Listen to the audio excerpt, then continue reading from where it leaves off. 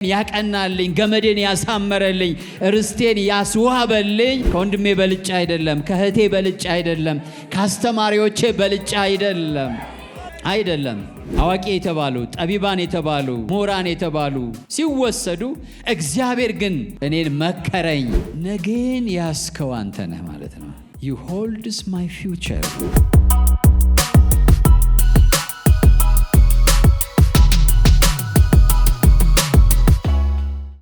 ክብር ለስሙ ይሁን። ፋዘር እናመሰግንሃለን፣ በመካከላችን ስላለ ከኛ ጋር ስላለ ስለ መገኘት ክብርና ኃይል ስምህ የተባረከ ይሁን በጌታ በኢየሱስ ስም አሜን። ተቀመጡ። እግዚአብሔር ስሙ የተባረከ ይሁን። እግዚአብሔር እንደተናገረው እንደሚያደርግ የሚያምን ሰው አለ?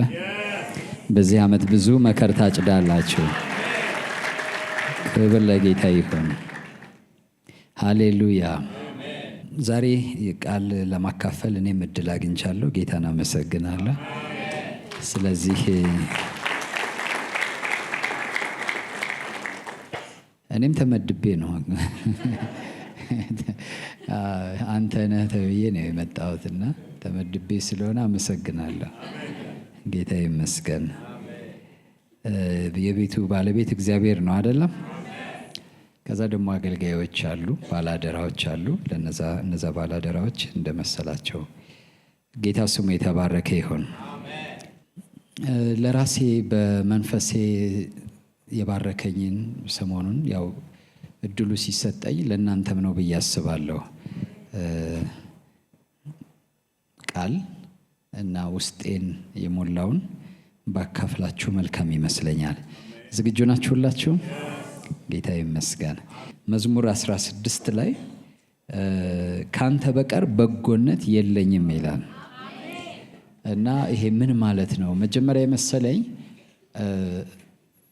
እኔ መልካም ሰው አይደለሁም፣ መልካምነቴ፣ ጽድቄ፣ ቅድስናዬ አንተ ነህ ነበር የመሰለኝና ኖርማሊ መጽሐፍ ቅዱስን በማጠና ጊዜ ትርጉሙን እንዳልሳሳት ብዙ ሪፈረንስ አነባለሁ እና ከዛ በተለያየ ቨርዥን ሳነብ ግን ካንተ የተሻለ ካንተም የሚበልጥ በጎ ነገር ለኔ የለም የሚል ነው ያለውና ከያዝኩት ርዕስ ጋር ደግሞ እዛው ክፍል ላይ ነው።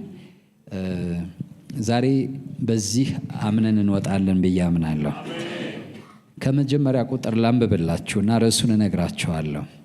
ርዕሴ ያደረግኩት እዚሁ የዳዊት መዝሙር ውስጥ ነው ያለው የዛሬ ርዕሴ እና ከቻላችሁ ደግሞ ለሰዎች ሸር አድርጓቸው፣ ይጠቅማቸዋል ብዬ አስባለሁ። አቤቱ በአንተ ታመኛለሁና ጠብቀኝ።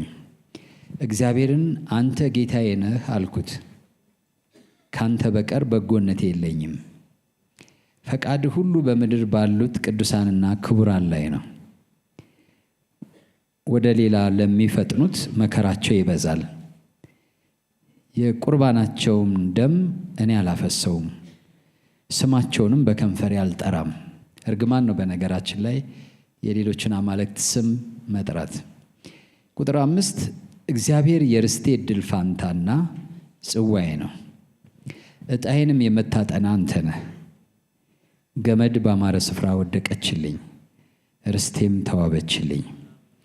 የመከረኝን እግዚአብሔርን እባርካለሁ፣ ደግሞም በሌሊት ኩላሊቶቼ ይገሥጹኛል።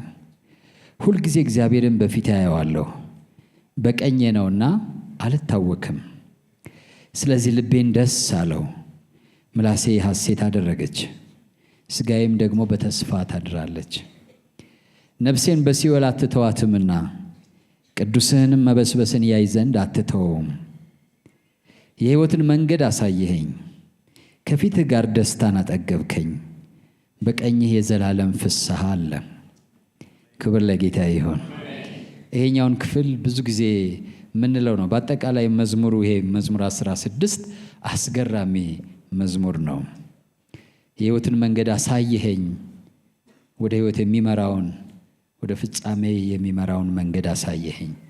ከፊትህ ጋር ደስታን አጠገብከኝ። ወይም በእንግሊዘኛው ካነበባችሁት ወይም በሌላኛው ትርጉም በመገኘትህ የደስታ ሙላት አለ፣ ወይም በመገኘትህ ደስታ አጠገብከኝ። ብዙ ሰው በብዙ ነገር ለመጥገብ ይሞክራል፣ ይሻል፣ የሚያጠግበው ነገርም ያለ ይመስለዋል። ይሄ ንጉሥ ዳዊት ግን ንጉሥ ሆኖ አንድ የገባው እየተሰደደም እየነገሰም እየተቸገረም እየሞላለትም የገባው ነገር የሚጠግበው በእግዚአብሔር መገኘት ብቻ ነው። በመገኘትህ ደስታን አጠገብከኝ ይላል። ጌታ ስሙ የተባረከ ይሁን። በሕይወቱ በእግዚአብሔር መገኘት ጠግቦ የሚያቀሰው አለ? እሱን የሚመስል ጥጋብ የለም። ጌታ ስሙ ይባረክ። እሱን የሚመስል ጥጋብ የለም። ጌታ ስሙ የተባረከ ይሁን።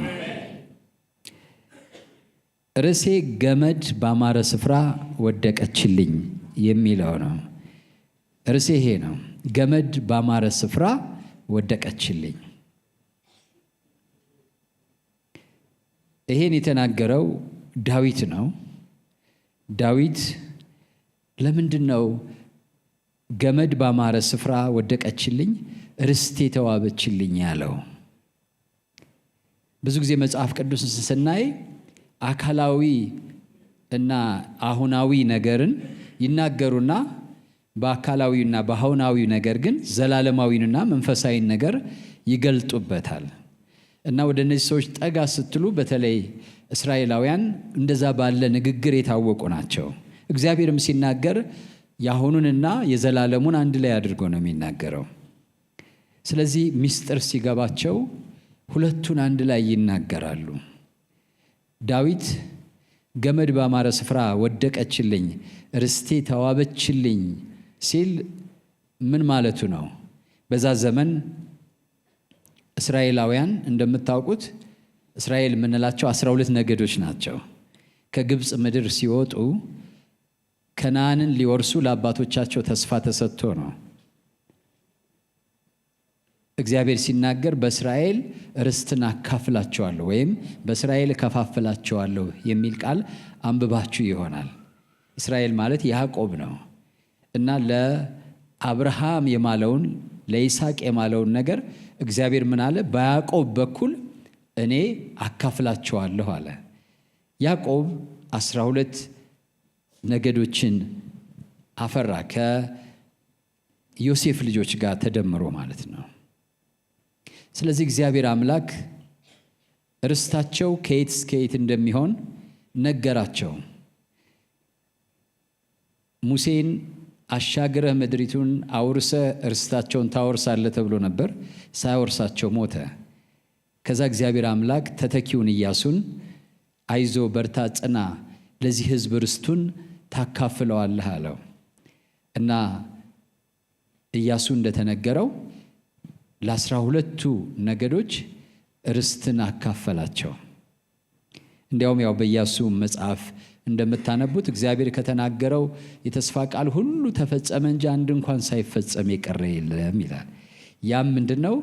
ወደ ከነዓን ምድር ወተትና ማር ወደምታፈሰው ለአባቶቻቸው ወደ ማልኩላቸው ምድር አስገባቸዋለሁ፣ ርስትን አከፋፍላቸዋለሁ ብሎ ነበር። ከ12 ውስጥ 11ዱ ርስት ተከፋፈሉ። እንደምታውቁት አንዱ ሌዊ ነው። ርስቱ እኔ ነኝና ሌዊ በእስራኤል መካከል ርስት የለውም አለ እግዚአብሔር። 11ዱ ግን ርስት ተከፋፈሉ። ርስት የሚከፋፈሉት ልኬታው በገመድ እየተጣለ ነው። በነገድ በወንዝ ወይም በምልክት ልትካፈሉ ትችላላችሁ። ግን የእስራኤል አጠቃላይ አቆጣጠር እስከ ቤት ይወርዳል። ስለዚህ በነገዳችሁ ከደረሳችሁ በኋላ ከዛ ደግሞ በቤተሰባችሁ ይደርሳችኋል። በቤተሰባችሁ በሚደርሳችሁ ጊዜ መጀመሪያውንም 11ዱ እንዴት ነው ርስት የተመደበላቸው ብትሉ በዕጣ ነው። ዕጣ ታወጣላችሁ ተባሉ። ዕጣ ወጡ። ዕጣው እንደወጣላቸው መጀመሪያ የተከፋፈለውን ምድር በቃ አንተ ይወጣልህ ዕጣ ያኛው ነው፣ አንተ ይወጣልህ ይሄ ነው እየተባሉ ወሰዱ። እንደ ቤተሰብ ደግሞ ምክንያቱም አንዱ ነገድ በጣም ብዙ ነው። እንደ ቤተሰብ ደግሞ ከዛ ውስጥ ደግሞ በገመድ ርስታቸውን ተከፋፈሉ። ስለዚህ ዳዊት የሱን ርስት ሲያይ በጣም ተገርሞ በእውነት ምን ይላል መጽሐፍ ቅዱስ ሲናገር? ዕጣ በጉያ ትወጣለች፣ መደቧ ግን ከእግዚአብሔር ዘንድ ነው ይላል። እና ዳዊት ይህ የብሉይ ኪዳን ነው በነገራችን ላይ። እና ዳዊት ይሄን ዕጣ ያወጣልኝ እግዚአብሔር ነው አለ። እድል ፋንታዬን የወሰነልኝ እግዚአብሔር ነው። ያን ርስት የኔ አድርጎ የሰጠኝ እግዚአብሔር ነው። በዕጣ ነው ያገኘሁት። በስራ አይደለም፣ በልፋት አይደለም፣ በጥረት አይደለም። ሰዎች በጉያቸው ዕጣ አወጡ፣ መደቧን ግን እግዚአብሔር ሰጠኝ።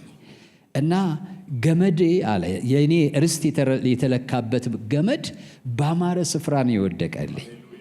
ርስቴ ደግሞ የተዋበች ናት አለ። እግዚአብሔር ስሙ የተባረከ ይሁን። በጣም የሚገርም ነገር ነው በእውነት። ዳዊት ከይሁዳ ነገድ ነው። ከ12ቱ ነገዶች ውስጥ ዳዊት የይሁዳ ነገድ አባል ነው። ከይሁዳ ነገድ የመጣ ነው እና ርስቱ የተሰጠው ይሁዳ ለሚባል ነው። እና የይሁዳ ርስት ምን ይመስል ነበረ? ዳዊት በአማረ ስፍራ የተዋበ ቦታ የሚለው ርስቱ ምን ይመስል ነበር? በእውነት ካላችሁ አካላዊ ርስቱን ማለት ተፈጥሯዊ መሬቱን ብታዩ በጣም ከሌሎች እጅግ ሰፊም ነው ያማረም ነው እና ደግሞ በብዙ ነጥብ ከሌሎች በጣም የተሻለ ነው። በኢያሱ መጽሐፍ ምዕራፍ 15 ላይ ማንበብ ትችላላችሁ። ከሌሎች ጋር ሲነጻጸር የይሁዳ ድርሻ በትልቅነቱ፣ በስልታዊ አቀማመጡ፣ ስትራቴጂክ የሆነ ሎኬሽንነቱ፣ በስነ መለኮታዊ ትርጉሙና በወደፊት ተስፋው ከሌሎች በጣም የጎላና የላቀ ነው፣ የተለየ ነው። እና ያን ጥቂት ብነግራችሁ ደስ ይለኛል። ለምን? አሁን እኛንም ስለሚነካን ማለቴ ነው። እግዚአብሔር ሁልጊዜ ሁለት ዕጣ ያወጣልናል። አንደኛ በመጠን እጅግ ትልቅ ነው። ለይሁዳ የደረሰው ማለት ለዳዊት ነገድ የደረሰው ማለት ነው። ይሁዳ ትልቁን ነጠላ ግዛት ወስዷል።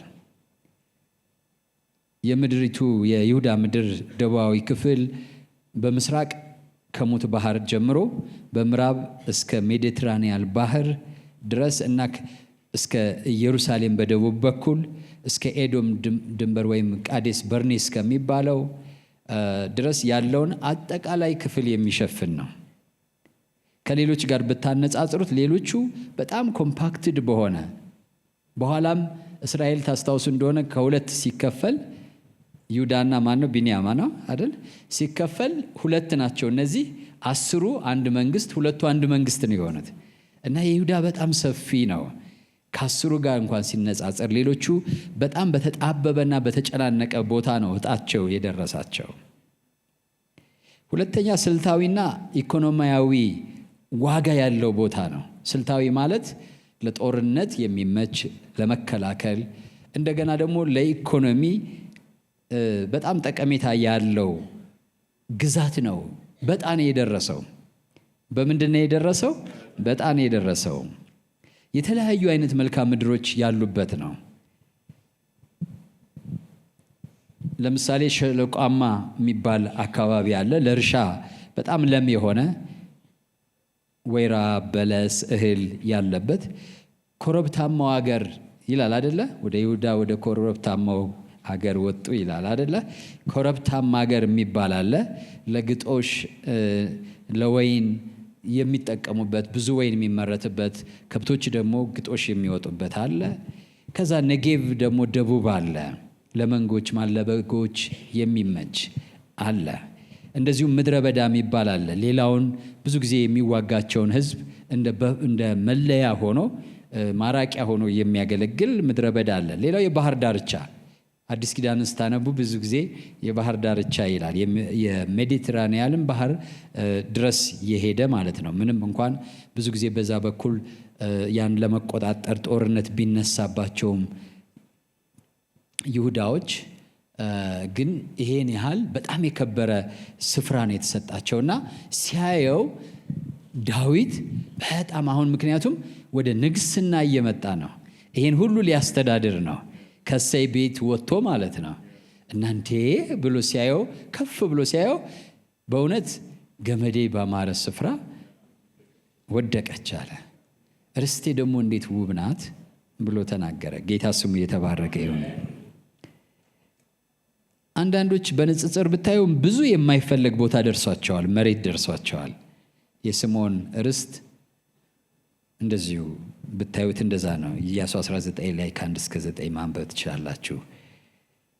ሶስተኛ ነገር ደግሞ ቁልፍ ከተሞችና መንፈሳዊ ማዕከሎች ያሉበት ነው ዕጣ የደረሰው፣ ወይም በኋላ በቃ የእግዚአብሔር ትልልቅ አጀንዳ የተፈጸመባቸው ስማቸው ጎልቶ የምንሰማው። ለምሳሌ ኢየሩሳሌም ምንም እንኳ የቢንያም ክልል ሆና ብትመጣም በኋላ ግን እዛው የተማከለች ወይም የተያያዘች ከተማ ነች እና በኋላ መጀመሪያ ቴክኒካሊ የቢንያም ነች፣ በኋላ ግን የነሱ የሆነች ከተማ ነች። ሌላ ኬብሮን ነው፣ ለካሌብ የተሰጠችው ማለት ነው። ግን የይሁዳ ነች። ካሌብ የይሁዳ ነገድ ውስጥ ያለ ሰው ነው። በኋላ የንጉሥ ዳዊት የመጀመሪያ ዋና ከተማ የሆነች ነች ኬብሮን። ታስታውሳላችሁ አይደለም? ሌላው ቤተልሔም ነው። ያው ብዙ መጽሐፍ ቅዱስ ላይ በቤተልሔም ይሁዳ የሚል ተደጋግሞ ታገኛላችሁ። እና እስራኤል ስንል በአብዛኛው የምናውቃቸው ከተሞች ያሉት ማን ውስጥ ነው? ይሁዳ ውስጥ ነው። ለምንድን ነው ብትሉ ኢኮኖሚያዊ፣ ስትራቴጂካላዊ፣ ፕሮፌቲካል ትንቢታዊ የሆነ ተፈላጊነት ያላቸው አስደናቂ ስፍራዎች ስለሆኑ ማለት ነው። ሌሎች ጠቃሚ ከተሞች ነበሯቸው፣ ግን ዘላቂ አይደለም። ለምሳሌ ሲሎ የሚባለው የመጀመሪያው ድንኳን ያረፈበት ግን ቋሚ አልሆነም። ለምን? ቋሚው ቤተ መቅደስ የተሰራው በይሁዳ ነው። ከኔ ጋር ናቸው አለ። የትንቢት ፍጻሜና ስነ መለኮታዊ ዋጋው ደግሞ እጅግ የከበረ ቦታ ነው። የትንቢት ፍጻሜና ስነ መለኮታዊ ዋጋው ስንል ብዙ ትንቢት ተነግሯል። እነ ሚክያስ የተናገሩት ትንቢት እዛ ውስጥ ነው ያለው። ማለትም መሲሁ የሚወለደው ምንድነው? አንቺ ቤተልሔም የይሁዳ ምድር አደለ የተባለው፣ ወይም ከይሁዳ ከተሞች አታንሽም የተባለችው ኢየሱስ የተወለደው የት ነው? ቤተልሔም ነው። ስለዚህ ያ ትንቢት ሲነገር የኖረው ከተማ ያለው ይሁዳ ውስጥ ነው። ዳዊት እንደ መንፈሳዊ ሰው እነዚህን ነገሮች ሁሉ ያውቃል። እነዚህን ነገሮች የተሰጠው ግዛት፣ የተሰጠው እጣ ፋንታ፣ የተሰጠው እድል፣ በውስጡ ያለውን ሀብት አውቆታል። መሬት ውስጥ ያለ ሀብት ነው ብላችሁ ብታስቡ ድንገት እጣ ሲደርሰው ወርቅ ያለበት፣ ነዳጅ ዘይት ያለበት፣ አልማዝ ያለበት ደረሰው ብላችሁ አስቡ። ልክ እንደዛ እንደማለት ነው። አንዳንድ ሀገሮችን ምክንያቱም አንዳንድ ሀገሮች ርስት ስትካፈሉ ወይም ስትገዙ የገዛችሁት ወይም ርስት የተካፈላችሁት መሬት በውስጡ የከበሩ ድንጋዮች ወይም ደግሞ ነዳጅ ወይም ጋዝ ቢገኝበት አንዳንድ ሀገር በሕግ የባለቤቱ ነው፣ እንደኛ ሀገር አይደለም። እና አንዳንድ ሰዎች በጣም ሀብታም ይሆናሉ።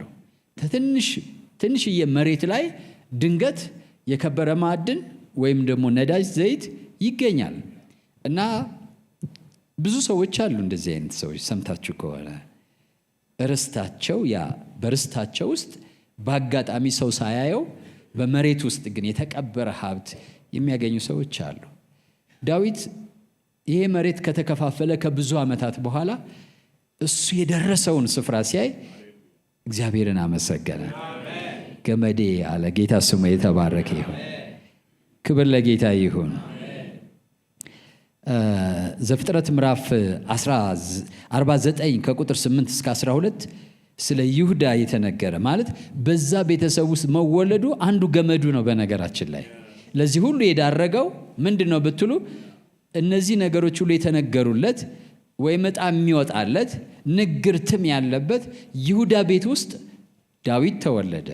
ዕጣ ፋንታዬ ምንኛ ያማረ ነው እንዲል ያስቻለው የሚያውቃቸው እውነቶች ናቸው።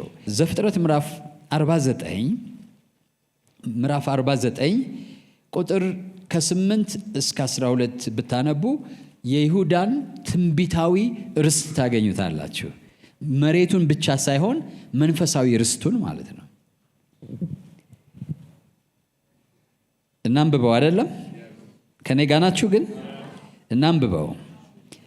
እግዚአብሔር ስሙ ይባረክ። 49 ከ8 እስከ 12 ምን ይላል?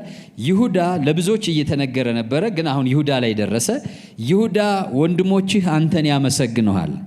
ይሁዳ ማለት ራሱ ምስጋና ማለት ነው። ይሁዳ ወንድሞችህ አንተን ያመሰግኑሃል፣ እጅ በጠላቶችህ ደንደስ ላይ ይሆናል። በቃ ጠላትን አንተ ነህ የምታደቀው ማለት ነው። ኢሳይያስ ምዕራፍ 9 ላይ አለቅነት በጫንቃው ላይ ነው ይላል። እዚህ ላይ ደግሞ እጅህ በጠላት ላይ ጠላት ደንደስ ላይ፣ ደንደስ የሚባል የወፈረ ትከሻ ነው።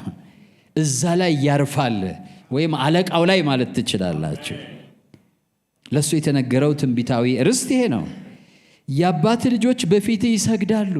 የሚገርም ነው። የምንህ ልጆች ነው የሚለው? የአባትህ ልጆች በፊትህ ይሰግዳሉ።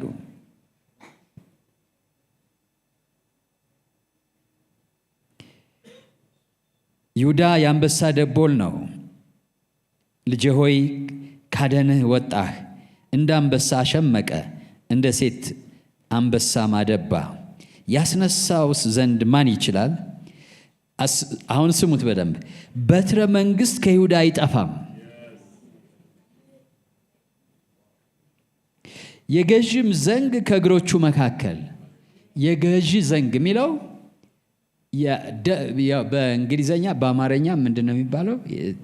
በእንግሊዘኛው ዴፊኒት አርቲክል አለበት አብሮ ማለት ለታወቀ የገዥ የሚለው የሆነ የታወቀ ገዥ አለ፣ የተነገረ ተስፋ አለ። ከኔ ጋር ናቸው ወይ? እና የዛ ገዥ በትር ነው የሚለው። የገዥም ዘንግ ከእግሮቹ መካከል። ገዢ የሆነው እስኪመጣ ድረስ፣ ዋናው ገዢ እስኪመጣ ድረስ የገዢው በትር ባንተ እጅ ይቆያል። እየሰማችሁ ነው? ዋናው ገዢ ምን እስኪል ድረስ፣ ዋናው ንጉሥ፣ እውነተኛው ንጉሥ እስኪመጣ ድረስ የንግስና በትር ከይሁዳ እጅ ይቆያል። ክብር ለጌታ ይሁን። የአሕዛብ መታዘዝ ለሱ ይሆናል። አሕዛብ ሁሉ ይገዛሉ የተባለው ለአብርሃም ለይስሐቅና ለዘሩ የተነገረው ተስፋ ለዛ ሰው ይሆናል። ከማን ነገድ ለሚመጣው? ከይሁዳ ነገድ ለሚመጣው። በትሩ በይሁዳ ነገድ በኩል የሚጠበቀው የሚቆየው። ስለዚህ ዳዊት ይሄን ምስጢር ያውቃል። ዳዊት ንግስናን ዝም ብሎ እንደ ሰዎች አይጎመጀውም። ትንቢታዊ ርስቱ ነው፣ ገመዱ ነው፣ ርስቱ ነው እንጂ በመቋመጥ አይደለም። ባለስልጣን በመሆን በመፈለግ ሳይሆን እግዚአብሔራዊ ርስቱ ነው። ክብር ለጌታ ይሁን። ስለዚህ ዳዊት ይሄን ስለሚያውቅ የኔ ርስት በጣም የተለየች ናት አለ። ጌታ ስሙ የተባረከ ይሁን።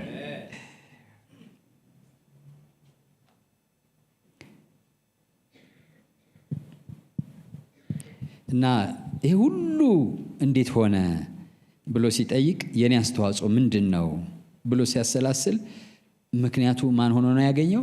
ራሱ እግዚአብሔር። ምክንያቱን ማን ሆኖ ነው ያገኘው? ይሄም ሁሉ ሆኖ ግን ቅድም ባነበብነው በመዝሙረ ዳዊት 16 ላይ አንድ ነገር ይመሰክራል። ምንድነው የሚመሰክረው? ይሄ ሁሉ ርስት፣ ይሄ ሁሉ ውበት ያለው፣ ይሄ ሁሉ ልህቀት ያለው፣ ይሄ ሁሉ ሀብት ያለው ርስት ተሰጥቶት እያለ ካንተ በቀር በጎነት የለኝም፣ ወይም ለኔ በጎ የሆነ ብልጫ ያለው ከፍ ያለ የላቀ ነገር ካንተ በቀር ሌላ የለኝም ይላል። የቆሬ ነው መሰለኝ በመዝሙር 73 አካባቢ ምን ይላል? በሰማይ ምን አለኝ በምድርስ ቢሆን ካንተ በቀር ይላል። እግዚአብሔር አምላክ ወተትና ማር ታፈሳለች ከምትባለው ምድር ውስጥ ስልጣንም ኃይልም እንደገና ሀብትም እንደገና ልህቀትም ሁሉን ነገር አጣምራ የያዘችውን ይሁዳ የምትባለውን እግዚአብሔር አምላክ ለዳዊት ሰጥቶት፣ ዳዊት ግን አይኑ የተከፈተለት ልቦናው የበራለት ሰው በዛ አልረካም። እውነተኛ ርስቱን፣ እውነተኛ ድርሻውን፣ እውነተኛ ሀብቱን ያወቀ ሰው ነበረ። እውነተኛ ድርሻውን ያወቀ ሰው ነበር። እግዚአብሔር እንኳን ይሄው ሰጠሁ ብሎ በሰጠው ነገር ያረካ ሰው ነበረ፣ ያልጠገበ ሰው ነበረ። እግዚአብሔር ምን ይላል? ቁጥር 5 በመዝሙር መጽሐፋቸው አጠናን ስታጠኑ አንዳንድ ጊዜ በኋላ የሚመጣውን ሐሳብ አስቀድመው አምጥተው ነው ኋላ የሚያስከትሉት እና ገመድ ባማረ ስፍራ ወደቀችልኝ ርስቴ ተዋበችልኝ የሚለውን ለመረዳት ቁጥር 5ን አንብቡት። ምን ይላል? እግዚአብሔር የርስት ዕድል ፋንታዬ እና ጽዋዬ ነው። እኔ ርስቴ ምለው ምንም እንኳን የይሁዳ ክልል የኔ ተደርጎ ቢሰጠኝም፣ ስልጣን ያለበት ሀብት ያለበት ፕሮሚስ ያለበት ቢሰጠኝም፣ እግዚአብሔር ግን የርስቴ ዕድል ፋንታ ማለት ርስት አላቸው አይደለ? ዕድል ፋንታ ማለት ከወንድሞቼ ከወገኖቼ መካከል ለኔ ተለይቶ የተሰጠኝ ድርሻዬ ማለት ነው። እግዚአብሔር ርስቴ የምለው ዕድል ፋንታ ግን አለ ዳዊት እግዚአብሔር ነው። ማን ነው ዕድል ፋንታዬ? እግዚአብሔር ነው። ርስቴ ማን ነው? እግዚአብሔር ነው። ገመዴ ባማረ ስፍራ ወደቀችልኝ፣ ዕጣ ፋንታዬ ለኔ እግዚአብሔር ሆነ ማለት እኮ ነው። እግዚአብሔር ስሙ የተባረከ ይሁን። ለኔ ዕጣ ፋንታዬ ማን ሆኖ ተገኘ? ራሴን ድንገት ሳየው ዕጣ ፋንታቸው እግዚአብሔር ከሆነ፣ ዕድል ፋንታቸው እግዚአብሔር ከሆነ፣ ርስታቸው እግዚአብሔር ከሆነ መካከል ራሴን አገኘሁት። አይኔ እየተከፈተ ሲመጣ ክልሌን ሳየው ያለውበትን ነገር ስመለከተው ስረዳው፣ ልክ ቅድም እንዳልኳችሁ አንድ ሰው ይሄ ርስት ነው ተብሎ ሲሰጠው ጥበቱን አይቶ ወይ የሆነ ነገር አይቶ ሊያጉረመርም ይችላል። ድንገት ግን መቆፈር ሲጀምር የከበረ ሀብት ከዛ መሬት ውስጥ መውጣት ቢጀምር ይሄ ሰው ምንድን ነው የሚለው? እንዲያውም ጌታ ኢየሱስ በማቴዎስ ወንጌል ምዕራፍ 13 ወደ 40 ምናምን ቁጥር ላይ ስትሄዱ አንድ ሰው አንድን መሬት አገኘ ይላል። አንድ ርስት አገኘ። በኋላ የከበረ ነገር በሷ ውስጥ እንዳለ ተረዳ ይላል። ማለት መሬት ሊገዛ ሲሄድ የሚያምሩ መሬቶች አሉ፣ ሰፋፊ መሬቶች አሉ፣ አይን የሚስቡ መሬቶች አሉ። ግን ድንገት ግን አንድ ኢንፎርሜሽን አገኘ። እችኛዋ መሬት ትንሽ ናት፣ ነገር ግን በውስጧ እጅግ የከበረ ሀብት አላት፣ መዝገብ አላት ይላል። ከዛ ሄደና ያለውን ሁሉ ሽጦ ያችን መሬት ምን አደረጋት ይላል? ገዛት። ለምን? የከበረ ሀብት በዛች መሬት ውስጥ ነበረ።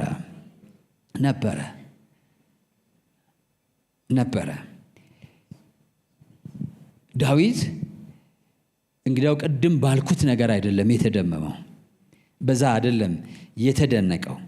ለምን? እዚህ መዝሙረ ዳዊት 16 ላይ አሁን ስታነቡት ምን እያለ እንደሆነ ይገባቸዋል። ምክንያቱም ያ ሁሉ ርስት ቢኖረው መሞቱ አይቀርም፣ መቀበሩ አይቀርም። አይደለም እንዴ? አንድ ቀን የሱ አይሆንም። እንዲያውም እንደ ሰው ምስኪን የለም። ሞትን ስታስቡ እኮ ሰው ሁሉ ምስኪን ነው። ደከመ፣ ለፋ፣ ተዝናና፣ ተደሰተ፣ ይሄ ሁሉ የኔ ነው ሲል ኖረና አንድ ቀን ያጠዋል። እንደዚህ ነኝ ሲልና ይኖርና አንድ ቀን አይሆንም። የራሳችሁን ሞት ስታስቡ እንደ ሰውነት በጣም ዘግናኝ ነገር የለም እውነት ለመናገር። ዳዊት ስለዚህ እንደዛ አይነት አይደለም።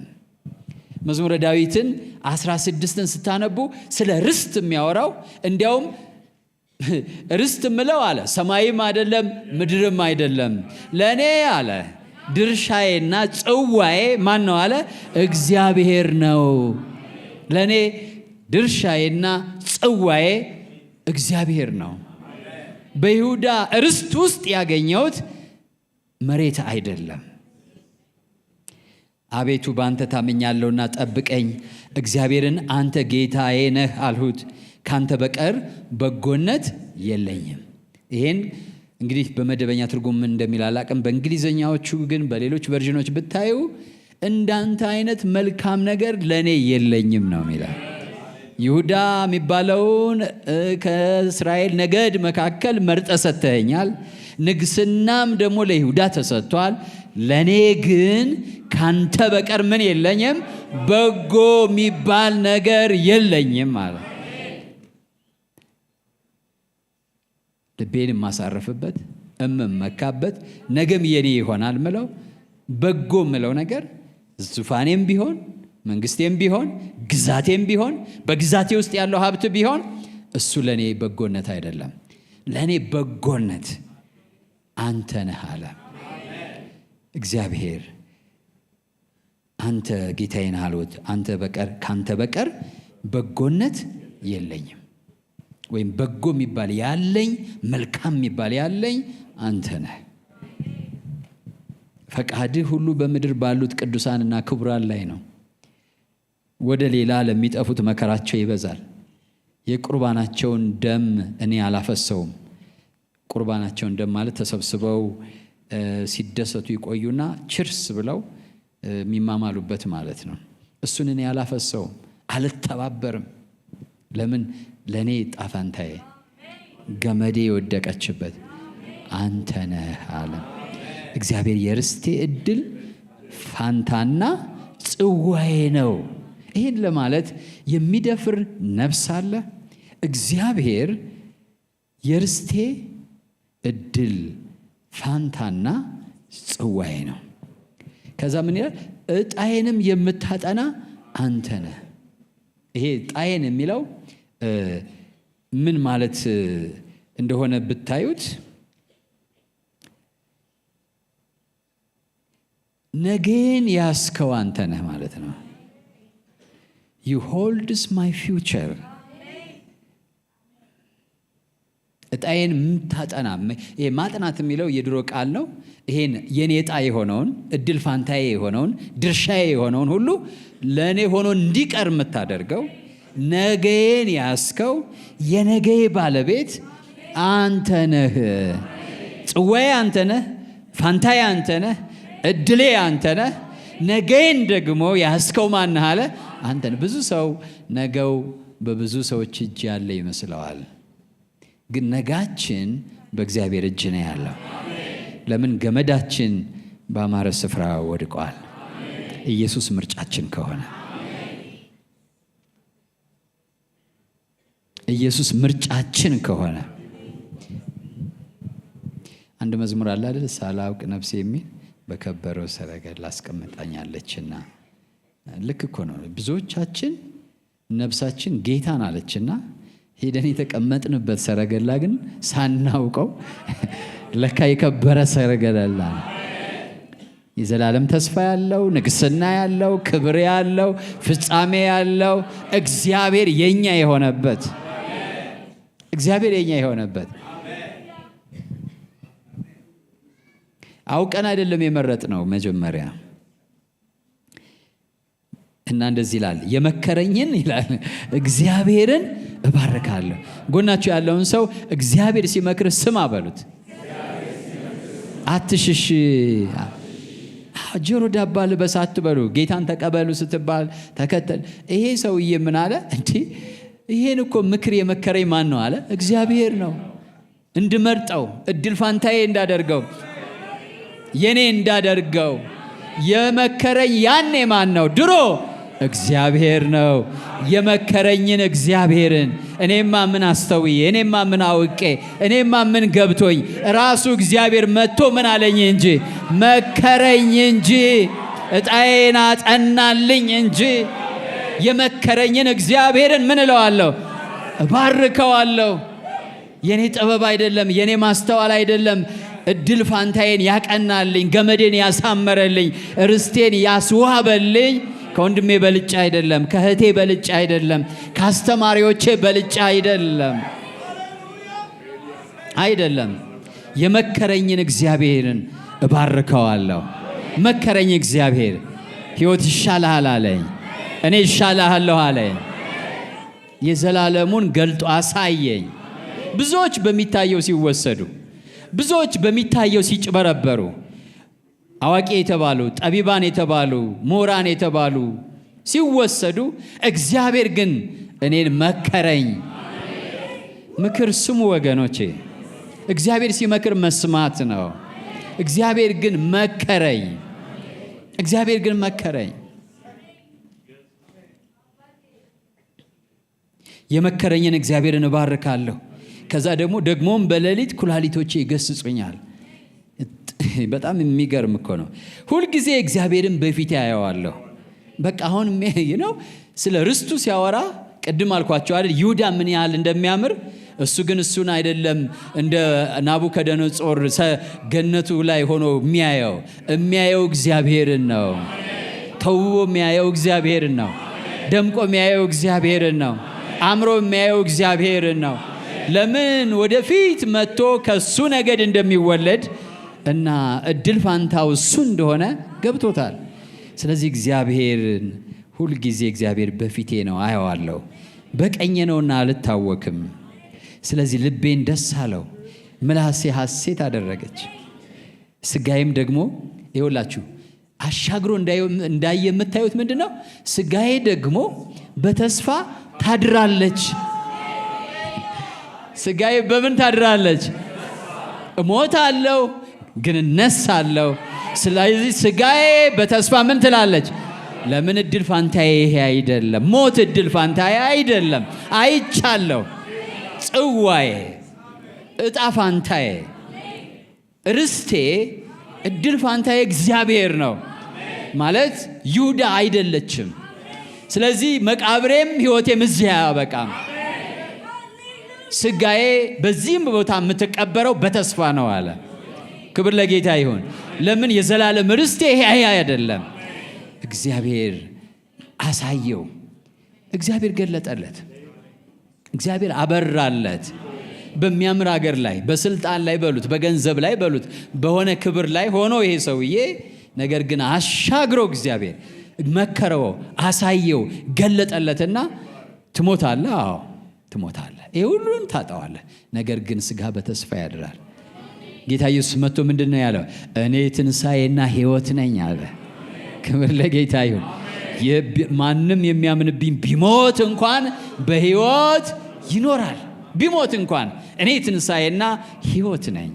ስለዚህ ዳዊት ትንሣኤና ሕይወት የሆነውን ክርስቶስን አርቆ ተመለከተው።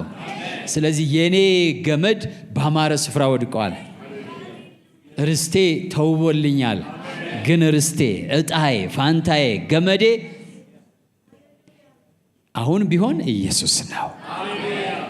ያኔ ግን ሊል የሚችለው አዶናይ ነው የሚለው፣ ጌታ ነው የሚለው አለ። እግዚአብሔር ነው የኔ እጣ፣ የኔ ድል፣ የኔ ፋንታ።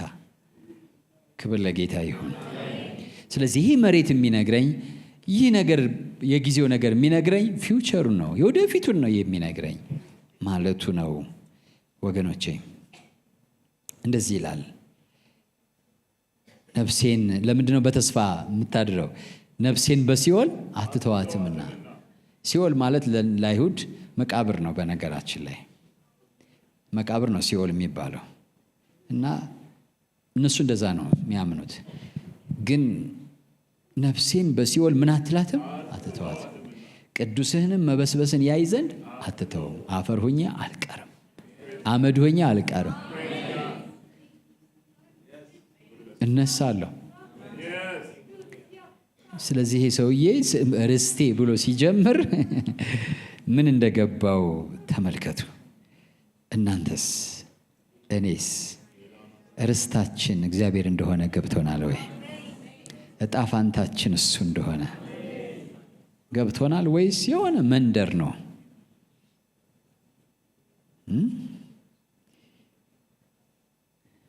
ቅድም እንዳልኳችሁ አንዳንዱ ርስት ወርቅ፣ ብር፣ የነዳጅ ዘይት ይገኝበታል። ቅድም ያልኳችሁን ማቴዎስ 13 ቁጥር 44ን ብታነቡ ደግሞ መንግሥተ ሰማያት በእርሻ ውስጥ የተሰወረውን መዝገብ ትመስላለች። ሰውም አግኝቶ ሰወረው፣ ከደስታውም የተነሳ ሄዶ ያለውን ሁሉ ሸጠና ያን እርሻ ገዛው። ሌላው መጥቶ ቀድሞት እንዳይገዛው ማለት ነው። ሰወረው፣ እሱ ሂዶ ብር ይዞ እስኪመጣ ድረስ። ከዛ ሄደና ያለውን ሁሉ ሽጦ መጥቶ ምን አደረጋት ይላል? ገዛት። መንግሥተ ሰማያት ያን ትመስላለች። ማን ነው ብልህ? እግዚአብሔር ለልቡ የመከረው። የኔ ጥያቄ ያ ነው። መዝሙረ ዳዊት 119 ቁጥር 57 ላይ እግዚአብሔር ክፍሌ ነው ይላል። ክፍሌ ማለት ድርሻዬ ማለት ነው፣ እጣዬ ማለት ነው። ብዙ በጌታም እንኳን የሆነው ችግራችን እጣ ክፍላቸው። ዳዊት በነገራችን ላይ አሁን ጊዜ የለንም እንጂ ብዙ ጻድቅ እንደ እንትን ከፍ ብሎ ስታየው በእሱ አትቅና ይላል እና ሌላ ቦታ ላይ ደግሞ እድል ፋንታቸው እንደዚህ ነው ይላል እና ብዙዎቻችን የምድራውያንን እድል ፋንታ እያየን እጣ ገመዳቸውን እያየን በሰው እጣ ገመድ እንቀናለን። የኛ ርስት ስላልገባን የኛ እጣ ገመዳችን ምን ላይ እንደወደቀች ስላላወቅን በእነሱ እንቀናለን። ከዛ የተነሳ እናጉረመርማለን። ዳዊት ምን አለ? እግዚአብሔር ክፍሌ ነው። እስኪ በሉ እግዚአብሔር ክፍሌ ነው በሉ እስኪ። ክብር ለጌታ ይሁን። Thou art my portion። ጌታ ስሙ ይባረክ። መዝሙረ ዳዊት 119:57 ላይ ነው እግዚአብሔር የርስቴ እድል ፋንታና ጽዋዬ ነው እንዳለው ማለት ነው እና ነገዬንም የያዘው እርሱ ነው። ሰቆቃወ ኤርምያስ ምዕራፍ 3 ቁጥር 24 ነፍሴ እግዚአብሔር እድል ፋንታዬ ነው፣ ስለዚህ ተስፋ አደርገዋለሁ አለች። እግዚአብሔር ምኔ ነው? እድል ፋንታዬ ነው። እነዚህ የገባቸው ቅዱሳን ናቸው። ስደት ሲኖር በምድር ላይ፣ መከራ ሲኖር በምድር ላይ የኔ እኮ ርስትና እድል ፋንታ ይሄ አይደለም። ሙላትም ሲኖር ጥጋብም ሲኖር የኔ እድል ፋንታ እኮ ይሄ አይደለም። ኤርምያስ በመከራ ጊዜ ነው። ሰቆቃወ ኤርምያስ ላይ ነው ያለው ምዕራፍ 3 ቁጥር 24 ላይ ነፍሴ እግዚአብሔር እድል ፋንታዬ ነው፣ ስለዚህ ተስፋ አደርገዋለሁ አለች። ክብር ለጌታ ይሁን።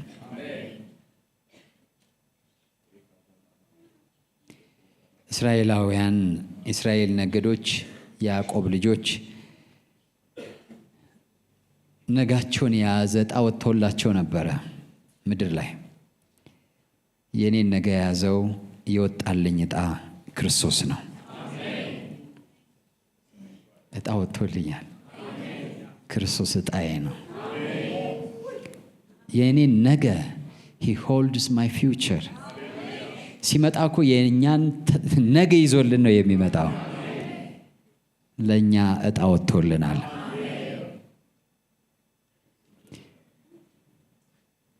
የኔ እስኪ ክርስቶስ ክፍሌ ነው የሚል ሰው እጁን ያሳየኝ። ዕጣዬ ነው፣ የኔ ድርሻ ነው፣ ርስቴ ነው። ገመዴ የወደቀው ማን ላይ ነው? ክርስቶስ ላይ ነው። የኔ ርስት ክርስቶስ ወይም እግዚአብሔር በሰጠኝ በርስቴ ላይ ያለው ሀብት እና ንብረት ወይም የበረከት ጽዋ ነገዬን የያዘው ክርስቶስ ነው። የኔ ርስት ደግሞ ርስቴ ላይ ያለው ይሁዳ ቅድምም ነግሬያቸዋለሁ።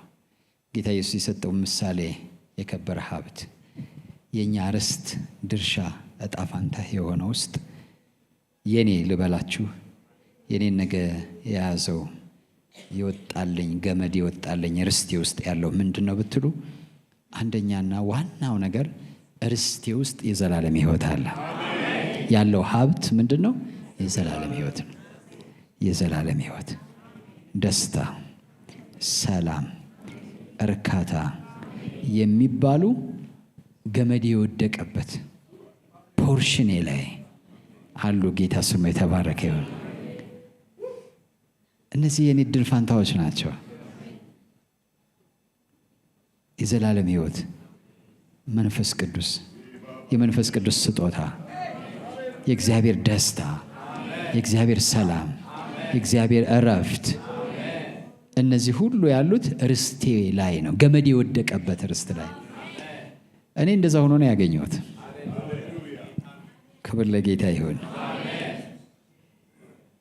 ገመዴ ባማረ ስፍራ ማለት ከብርና ወርቅ ከተፈጥሮ ጋዝና ዘይት ካለው ርስት በበለጠ ስፍራ ወደቀችልኝ። ክርስቶስ ላይ ወደቀችልኝ። እኔ ርስትህ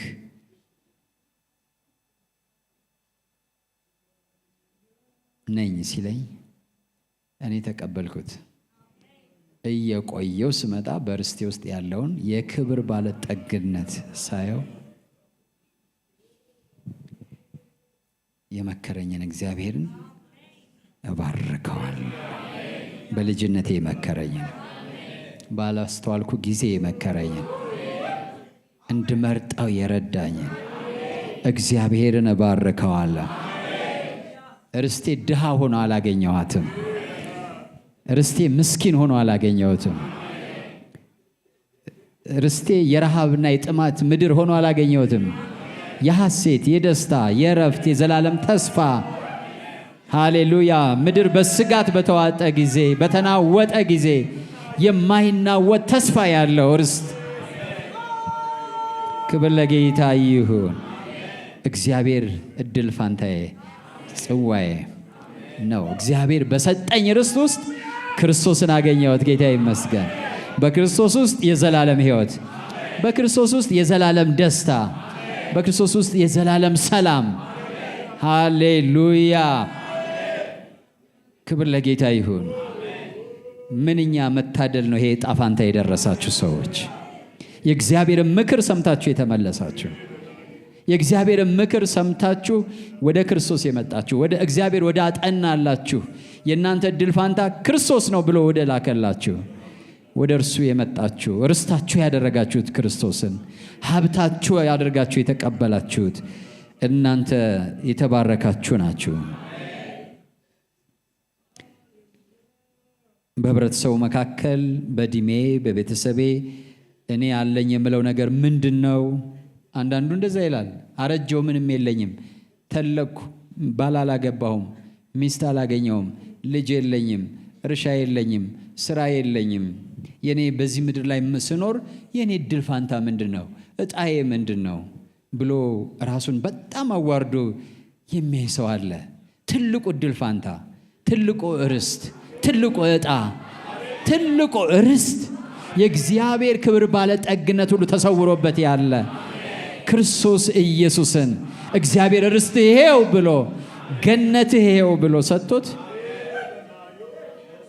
ግራ የሚጋባው ሰው ካለ ዛሬ መናገር እፈልጋለሁ። ነገስ ምንድን ነው? ነገ ምን ሆናለሁ? what is my future what my future holds ብሎ የሚጨነቅ ሰው አለ። ነገ ምንድን ነው የያዘው? ምንድን ነው መሆነው ነገ ብሎ የሚጨነቅ አለ። ነገር ግን ዳዊት ግን ምን አለ? እግዚአብሔር እጣዬ፣ ፋንታዬ፣ እድሌ ነው፣ ነገንም የያዘው እሱ ነው አለ። ጌታ ስሙ ይባረክ። he holds my future ነገን ይዞታል እሱ። አይጨንቀኝም። ጌታ ስሙ የተባረከ ይሁን። አይጨንቀኝም።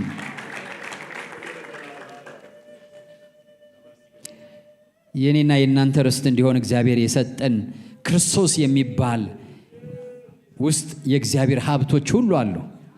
የእግዚአብሔር ሀብቶች ሁሉ አሉ። የእግዚአብሔር ጥበብ አለ እሱ ውስጥ። የእግዚአብሔር ሕይወት አለ እሱ ውስጥ። የእግዚአብሔር ሰላም አለ እሱ ውስጥ። የእግዚአብሔር ክብር አለ እሱ ውስጥ። እግዚአብሔር ያለው ሁሉ እሱ ውስጥ አለ አለ እሱ ውስጥ አለ። ስለዚህ ጳውሎስ ምን አለ? በቃ ይሄን ክርስቶስን እንዲያውቁ አሕዛብ ሁሉ እጋደላለሁ አለ። ጌታ ስሙ ይባረክ። ለምን? የርስት ክብር ባለጠግነት ሁሉ ያለው በማን ውስጥ ነው?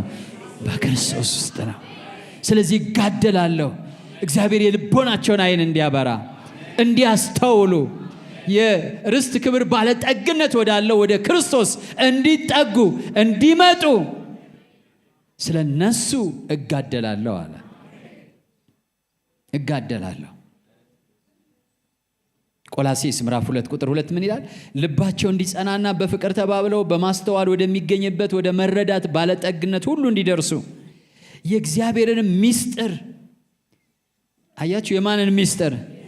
ሰው ንቆታል። ክርስቶስ ምስጢር ስለሆነ ጌታን ተቀበል ስትሉት ይንቃል። አንዳንዱ ያሾፋል፣ አንዳንዱ ይቀልዳል። ምክንያቱም ጌታ ኢየሱስ ክርስቶስ የሰጠውን ምሳሌ በማቴዎስ 13:44 ላይ አስተውሉ። አንዲት ትንሽዬ መሬት አንድ ሰው ነው ያስተዋለው። እዛች መሬት ውስጥ የከበረ ሀብት እንዳለ ስላወቀ ሰወራት ይላል። ሌላ ሰው መጥቶ እንዳያርሳት ማለት ነው። እና ሩጦ ሄዶ ያለውን ሁሉ ሽጦ ከባለቤቱ ጋር ሄዶ ይሄን እንካና እችን ትንሽ መሬት ስጠኝ አለው። አያችሁ? እሱ ነው የገባው። እዛች መሬት ውስጥ ያለውን ሀብት የተረዳ እሱ ነው። እና ጳውሎስም ይሄን ነው የሚለው። ምን አለ? ወደ መረዳት ባለጠግነት ሁሉ እንዲደርሱ፣ ወደ ማወቅ እንዲደርሱ የእግዚአብሔርን ምስጢር ክርስቶስ የእግዚአብሔር ምስጢር ነው ወገኖቼ። እግዚአብሔር ካልመከራችሁ ሲመክራችሁ እሺ ካላላችሁ ተሰውሮባችሁ ይቀራል። የእግዚአብሔር የሀብቱ ምስጢር ክርስቶስ ነው። የብልጽግናው ምስጢር ክርስቶስ ነው። የኃይሉ ምስጢር ክርስቶስ ነው። የክብሩ ምስጢር ያለው ተሰውሮ ያለው በክርስቶስ ውስጥ ነው ያለው። እግዚአብሔር ያን የተሰወረውን ለአሕዛብ የተሰወረውን ከአሕዛብ አእምሮና ልብ ውስጥ የተሰወረውን ክርስቶስን ግን ለአንዳንዶቹ ገለጠው። ጌታ ስሙ የተባረከ። ገልጦላችሁ ከሆነ አጥብቃችሁ ያዙት። መክሯችሁ ከሆነ ስሙት በደንብ። የእግዚአብሔርን ምስጢር እርሱን ክርስቶስን እንዲያውቁ እጋደላለሁ። የተሰወረ የጥበብና የእውቀት መዝገብ ሁሉ በእርሱ ነውና ማንም በሚያባብል ቃል እንዳያስታችሁ ይህን እላለሁ። ወረድ ብላችሁ ብትሄዱ ደግሞ እናንተ ደግሞ በሱ ሆናችሁ ተሞልታችኋል ይላል። ክብር ለጌታ ይሁን። ዛሬ ምክሬ አንደኛ ገመዳችሁ የወደቀበትን ስፍራ አስተውሉ። የመከራችሁን እግዚአብሔርን ደግሞ ምክሩን እንስማው። ጌታን ምናልባት ሳትቀበሉ የኖራችሁ ካላችሁ ወይም ወስናችሁ ራሳችሁን ያልሰጣችሁ መስጠት እንደሚገባችሁ መጠን ያልሰጣችሁ ካላችሁ ተሞኝታችኋል። እኔ በልጅነቴ ነው እግዚአብሔር የመከረኝ። በልጅነቴ ነው የመከረኝ ጌታ እና አሁን አንዳንድ ጊዜም የልጅነቴ አምላክ ብዬ ጸልያለሁ ሲደክመኝ ራሱ አንዳንዴ በዛ ልጅነቴ ዘመን የመከርከኝ እግዚአብሔር ሆይ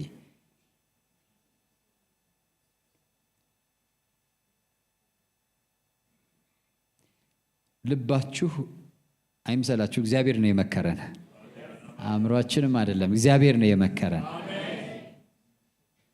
እግዚአብሔር ነው የመከረን። በትልቅነታችሁ መክሯችሁ ከሆነ ጌታ ይመስገን። እንደዛው እንዳይመሽባችሁ ከመከራችሁ፣ እንደዛው እንዳይጨልመባችሁ፣ እንደታወራችሁ እንዳትሞቱ እግዚአብሔር መጥቶ በመንፈሱ አማካኝነት ለልባችሁ ጌታ ይሻልሃል ካላችሁ የርስት ክብር ባለጠግነት ተዘጋጅቶልሃል በክርስቶስ ኢየሱስ። ገመድ ወጥቶልሃል፣ ተሰፍሮልሃል። አንተ ርስት ክርስቶስን ተቀበል ሲላችሁ በሽምግልናም ከሆነ ጌታ ስሙ የተባረከ ይሁን። የኃጢአት ሞገድ አንገድግዶ ሳይጥላችሁ ከድል ፋንታችሁ ሳያጎላችሁ ነፋሱ ሳይወስዳችሁ እግዚአብሔር እድል ሰጥቷችሁ በሽምግልና ዘመን ክርስቶስን ተቀበላችሁት ከሆነ ከእንግዲህ በኋላ ያለው ዘመን ለሱ ይሆንላችሁ። በቃ ለሱ ይሁን። ቢያንስ ከዚህ በኋላ ያለው ዘመን ማለት ቢያንስ ከዚህ በኋላ ያለው ዘመን ለሱ ይሁን። አንድ ሰው 40 ዓመት ሙሉ ባልጋ ላይ ሆኖ 38 ዓመት ነው ባልጋ ላይ ሆኖ ሰው ሁሉ እየዘለለ ወደ ውሃ ሲገባ የሚያስገባው አጥቶ በሰው ሲያማርር በእግዚአብሔር ሲያማርር ክርስቶስ ደረሰለት እና ተነስና አልጋህን ተሸክመ ሄድ አለው። በቃ ምንም ቸርነት ነው። ምንም ናላለው ፈውሰኛ ላለው ቸር የሆነ ጌታ ያለበት ቦታ ድረስ መጣና አልጋህን ተሸከምና ሄድ አለው። ግን አየው ልቡንና ከዚህ የከፋ ነገር እንዳይመጣብህ ደግመህ ኃጢአት አትስራ። ከዚህ በኋላ ባለው ዘመንህ የከፋ ነገር እንዳይመጣብህ አሁን እድል አግኝተሃል፣ አሁን ደርሼልሃለሁ። ግን የሰውዬ የመከረውን አልሰማም። ከሰቀሉት ውስጥ አንዱ እሱ ነው ይባላል። አልሰማም እና በሽምግልናም ቢሆን ወደ ጌታ የመጣ ነው። በ40 ዓመት በ50 ዓመታችንም ከሆነ በጣም ጌታን ማመስገን አለብን። ጌታ ሆይ ደረስክልኝ። እንዲሁ ወደ መቃብር በወርድ በኔ ምን ደስታ አለ ብሎ ዘማሪው ተናግሯል። እንዲሁ ወደ መቃብር እንዳልወርድ፣ እንዲሁ እንደተከሰከስኩ፣ የማይረባ ህይወት እንደኖርኩ እንዳልሞት እድል ስለሰጠኸኝ አመሰግንሃለሁ። አሁን ግን የመከርከኝን አንተን እባርካለሁ፣ መንገዴን አስተካክላለሁ። ከእንግዲህ በኋላ ዓለም ደህና ሰንበች ማለት ያስፈልጋል። በልጅነታችን እግዚአብሔር የመከረንን እንደዚሁ ጌታ ሆይ አመሰግናለሁ ብለን ዳዊት የልጅነቴን ኃጢአት ይቅር በለኝ ይላል አይደል? እና በወጣትነታችሁ የዳናችሁም ሰዎች ካላችሁ ጣፋንታችሁን አጥብቃችሁ ያዙ። እግዚአብሔር ስሙ የተባረከ ይሁን። ምናልባት ዛሬ ለመጀመሪያ ጊዜ እየሰማችሁም ከሆነ ወይ እየሰማችሁ ያልወሰናችሁም ካላችሁ ይህን ሚዲያ የምትሰሙ ካላችሁ የዛሬ ስብከት ትምህርት አይደለም፣ ወንድማዊ ምክር ነው። ለእኔ በደንብ በቃ ሳሰላስለው በቃ ስለ ጣዬ፣ ስለ ፋንታዬ፣ ስለ ድሌ ጌታን ሳመሰግን ስለ ድካሜ ደግሞ ንስሐ ስገባ ነው የቆየሁት። እግዚአብሔር ስሙ የተባረከ ይሁን። ዞር ብላችሁ በጌታ የሆናችሁ እጣችሁን እንዴት ወደ ጌታ እንደመጣችሁ አስቡት።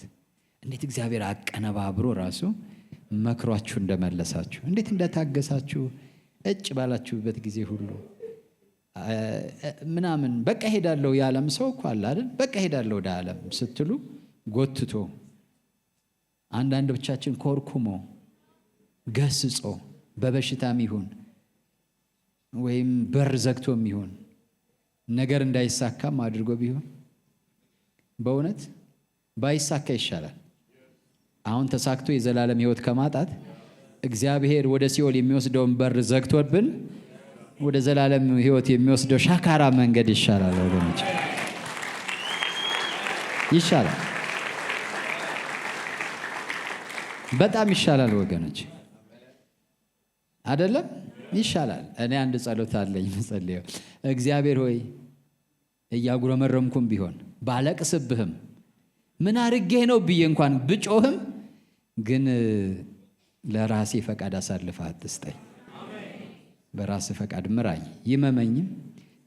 አንዳንድ አይታችኋል፣ ፈርሞ ከገባ በኋላ ሲያመው ብሎ ወዳ ያረገዘችው አይደል? የሐኪሙን ሁሉ የምትሳደበው ልትወልድ ስትል የምጥ መከራ ሲመጣባት ባሏን ሁሉ ትሳደባለች አሉ አንዳንዱ ሚስት አይደለም?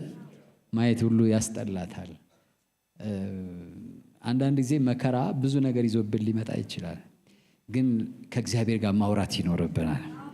ጌታ ሆይ በምኞቴና በክፉ ሐሳቤ አንተን ደስ በማያሰኝ መንገድና ጎዳና ከመሄድ እያጉረመረምኩም ቢሆን ባለቅስብህም ብነጫነጭብህም ደስ በሚያሰኝህ መንገድ ምራኝ ማለት ያስፈልጋል። ፋይናሊ እሱ ይሻለናል። በመጨረሻ ማን ይሻለናል? እሱ ይሻለናል። በመጨረሻ ሁሉ ማለፉ አይቀርም። ኮረኮንቹም ያልፋል፣ አባጣ ጎርባጣውም ያልፋል። ሁሉ በዚህ ምድር ላይ ያለው ነገር ሁሉ ያልፋል። ፋይናሊ ግን እሱን ፊት ለፊት ማየታችን we have to be sure እሱን እርግጠኛ መሆን አለብን። እሱን ማየታችን እንደው በሆነ ምድር ላይ ኑረን እሱን ማናየው ከሆነ ቢቀርብን ይሻላል። እሱን ካላየ ነው ትልቁ ሲኦል ጌታን አለማየት ነው። ጌታን አለማየት ነው። እሱ ባለበት አለመሆን።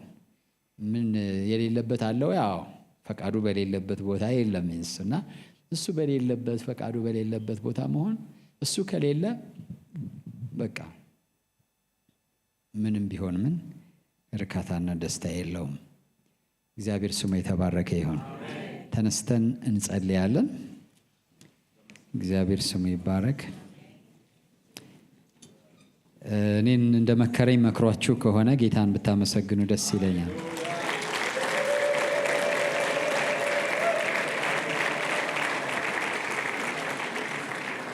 አይሰማኝም። በደንብ ጌታን አመስግኑ ነው ያልኩት።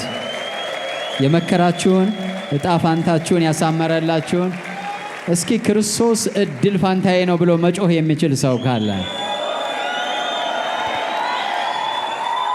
ክርስቶስ ዕጣ ፋንታዬ ነው ብሎ መጮህ የሚችል ሰው ካለ ሌላ የማያስቀናው የማያስጎመጀው ሃሌሉያ። እግዚአብሔር ትክክለኛ ስፍራ ላይ ገመዴን ጥሏታል፣ እድል ፋንታዬን። ሃሌሉያ። ገመዴ ባማረ ስፍራ፣ ዕጣዬ ባማረ ስፍራ ላይ ወድቃለች። ያ ዕጣዬ ክርስቶስ ነው። አምላኬን አመሰግናለሁ። ከእንግዲህ በኋላ አላጉረመርምም። ሃሌሉያ። አንድን ሰው እግዚአብሔር እንዲናገረው ለልቡ ጸሎቴ ነው። በምድር በሚሆንብኝ ነገር አላጉረመርምም። በምድር ላይ የኔ ህይወት ምንድናት?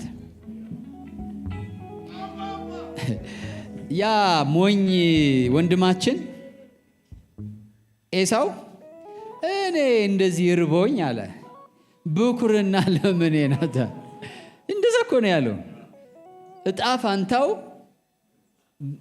እጣ ፋንታው ቀለለችበት ከጊዜው መከራ የተነሳ፣ ከጊዜው ህመም በሉ፣ ከጊዜው ቁስል በሉ፣ ከጊዜው እጦት በሉ፣ ከጊዜው ፈተና በሉ።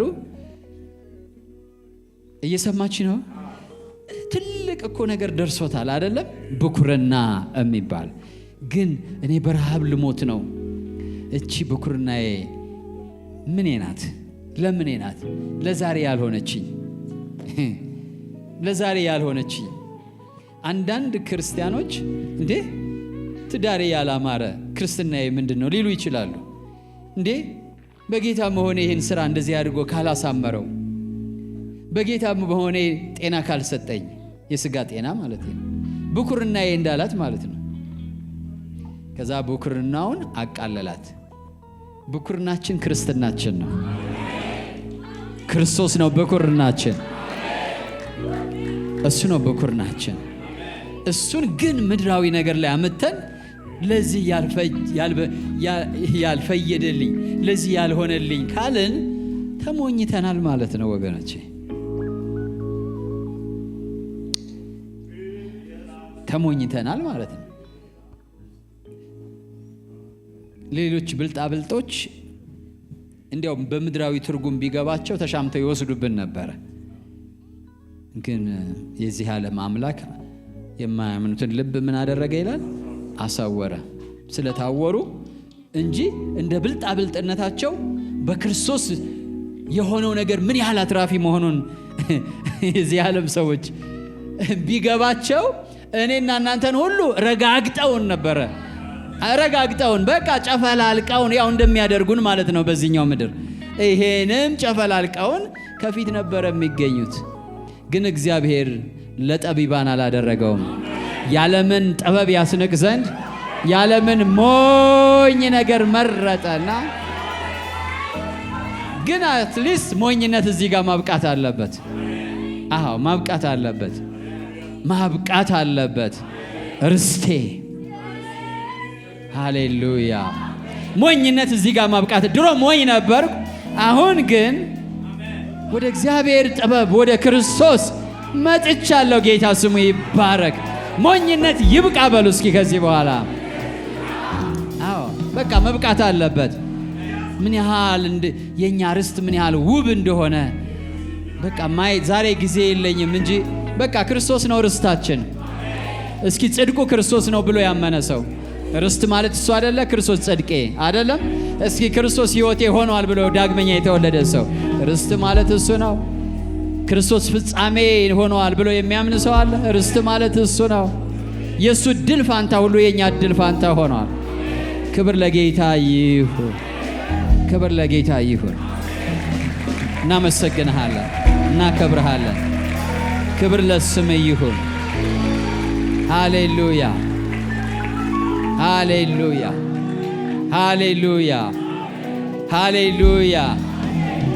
ክብር ለስሙ ይሁን። ሃሌሉያ። ርስታችን ስም ይባረክ። እድል ፋንታችን ስም ይባረክ። ሃሌሉያ። አመስግኑ ጌታን። እያመሰገናችሁ ጸልዩ። ሃሌሉያ። እያመሰገናችሁ ጸልዩ። መዝሙረ ዳዊት 37 እንደዚህ ይላል፣ ለእግዚአብሔር ተገዛ ተስፋም አድርገው፣ መንገድም በቀናችለትና ጥመትን በሚያደርግ ሰው አትቅና። ከቁጣው ራቅ፣ ማትንም ተው፣ እንዳትበድል አትቅና። በእነሱ ከቀና ትበድላለህ። ክፉ አድራጊዎች ይጠፋሉና እግዚአብሔርን ተስፋ የሚያደርጉ ግን እነሱ ምድርን ይወርሳሉ። ገና ጥቂት ኃጢአተኛም አይኖርም። ትፈልገዋለህ፣ ቦታውን አታገኝም። ገሮች ግን ምድርን ይወርሳሉ፣ በብዙም ሰላም ደስ ይላቸዋል። ያን አዲስ ሰማይና ምድር ማለት ነው። ስለዚህ በክፉዎች ምን አትበል፣ አትቅና። ክብር ለጌታ ይሁን። ምናልባት በመካከላችን ያላችሁ ካላችሁ ጌታን በዚህ አዲስ ዓመት በመቀበል ይሄን አዲስ ዓመት መጀመር የምትፈልጉ ወይም ሳትወስኑ መዘመር እየዘመራችሁ መጸለይ እየጸለያችሁ ሕይወታችሁን ግን ለክርስቶስ ሙሉ በሙሉ ሳትሰጡ እየተመላለሳችሁም ያላችሁ ካላችሁ ዛሬ መልካም ቀን ነው። ጌታ ስሙ ይባረክ። ያን ዝናብ አሸንፋችሁ መታችሁ ከሆነ እግዚአብሔር በእውነትም ተናግሯቸዋል ማለት ነው። ለእናንተ ጸልያለሁ። ወደዚህ ነው ለእናንተ እንጸልያለን። ክርስቶስ እድል ፋንታችሁ ይሁን። ክርስቶስ እድል ፋንታችሁ ይሁን። ያልወሰናችሁ ካላችሁ ወንድሜ ጌታ ይባርክ። በእውነት በዛሬ እንደዛ አይነት ዝናብ ውስጥ የመጣ ሰው ካለ እግዚአብሔር በእውነት እጣ ፋንታውን ያጠናለት ሰው ነው። ጌታ ስሙ ይባረክ። ተባረኩ። እግዚአብሔር እጣ ፋንታቸውን ያጠናላቸው ሰዎች ናቸው እንጂ ዛሬ የሚመጣበት ቀን አይደለም። ምን አይነት ወጀብ እንደነበር አይታቸዋል። ተባረኩ፣ ተባረኩ፣ ተባረኩ። ጌታ ይባርካችሁ፣ ጌታ ይባርካችሁ፣ ጌታ ይባርካችሁ። በልጅነታችሁም በጉልምስናችሁም በኋለኛው ዘመናችሁም እግዚአብሔር እየመከራችሁ ያላችሁ ይሄን ምክር የሰማችሁ የታደላችሁ ናችሁ። ዛሬ ይሄን ጆሮአችሁን የከፈተ እግዚአብሔር ስሙ ይባረክ። ይሄን ምክር እንድትሰሙ ያደረገ እጣ ፋንታቸው ጊዜያዊ ከሆነው እንድታመልጡ ያደረገ እግዚአብሔር ስሙ ይባረክ። ተባረኪ እህቴ፣ የታደልሽ ነሽ። በእውነት በእውነት መታደል ነው። መጽሐፍ ቅዱስ አንብባቸዋል። ቅዱሳን እኮ ሲቀኑ ታያላችሁ። እጣ ፋንታዬን ከነሱ ጋር ያርገው የሚል አንብባቸዋል። አዎ ከሕያዋን ጋር ማለት ነው።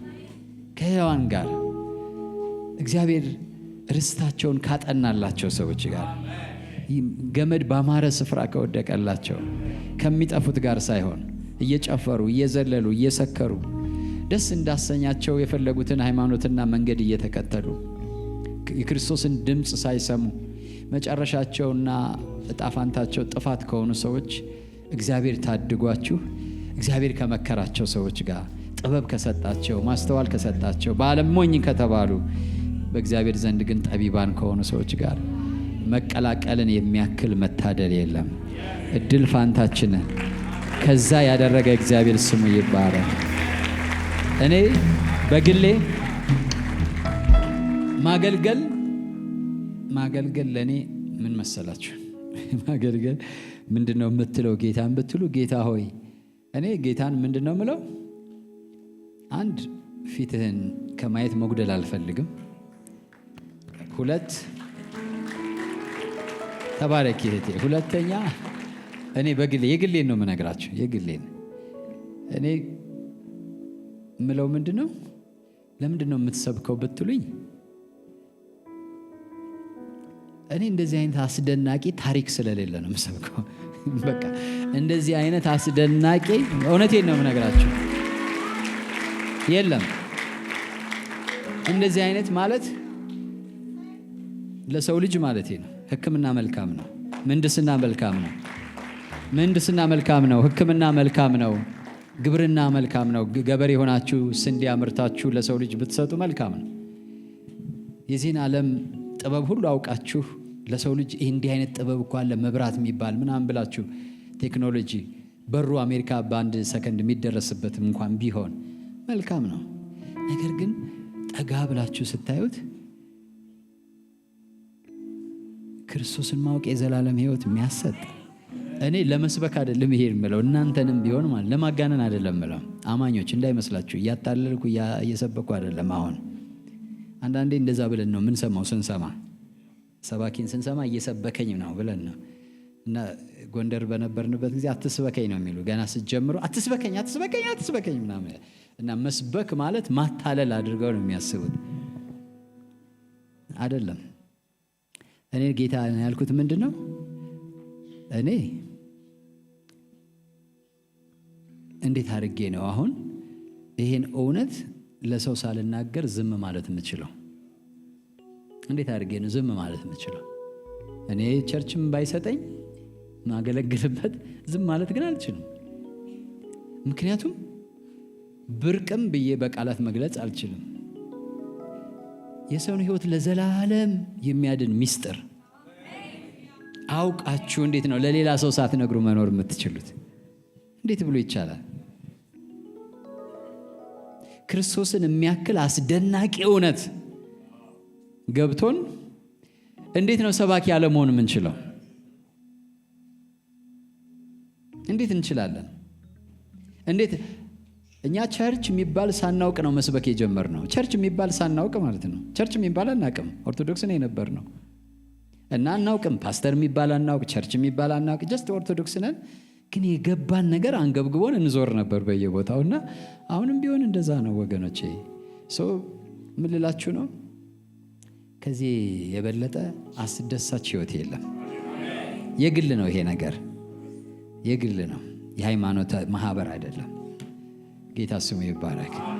እና የታደላችሁ ናችሁ ስላችሁ ከልቤ ነው። ከልባችሁ ከወሰናችሁ ታደላችኋል። በቃ እንደናንተ አይነት የታደለ የለም።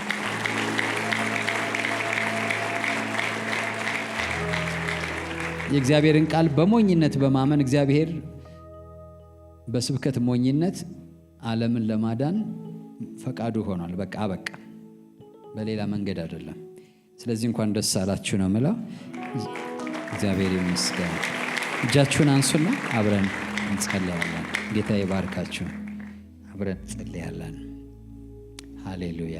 ከልባችሁ ከጸለያችሁ ዛሬ ከአብርሃም፣ ከይስሐቅ፣ ከያዕቆብ፣ ከጴጥሮስ፣ ከጳውሎስ ከጌታ ኢየሱስ ጋር አብራችሁ ትሆናላችሁ። ቤተሰብ ትሆናላችሁ። እኔ የምለውን አብራችን በሉ። እግዚአብሔር አምላክ ሆይ እኔ ኃጢአተኛ ነኝ። አንተን ሳልከተል የኖርኩበትን ዘመን ሁሉ ይቅር በለኝ። ዛሬ ምክርህን ሰምቼ ወደ አንተ መጥቻለሁ። ኢየሱስ ክርስቶስን የሕይወቴ ዕጣ ፋንታ አድርጌ ተቀብየዋለሁ።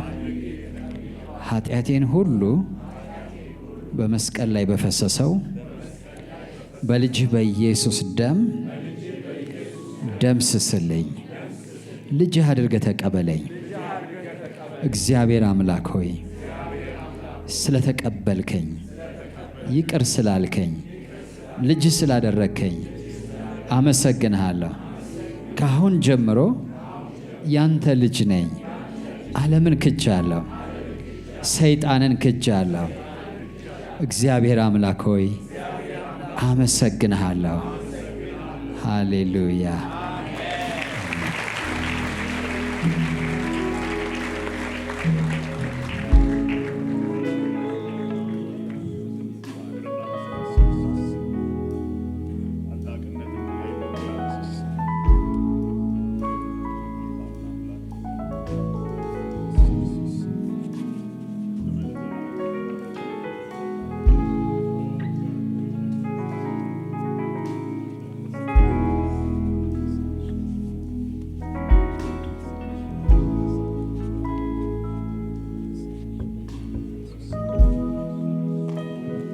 ጌታ ይባርካችሁ። ትንሽ ደቂቃ ከአገልጋዮች ጋር ጊዜ ያሳልፉና ተመልሳችሁ ትመጣላችሁ። እንጸልይላችኋለን። ተጨማሪ ጸሎት በኋላ እንጸልይላችኋለን። ተባረኩ። ክብር ለጌታ ይሁን። ሃሌሉያ።